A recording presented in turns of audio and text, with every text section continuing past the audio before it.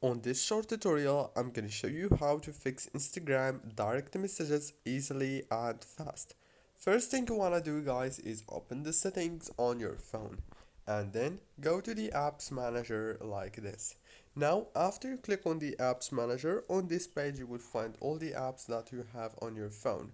So you have to click on the Instagram and then click on the storage or the internal storage. Click on clear cache, clear data.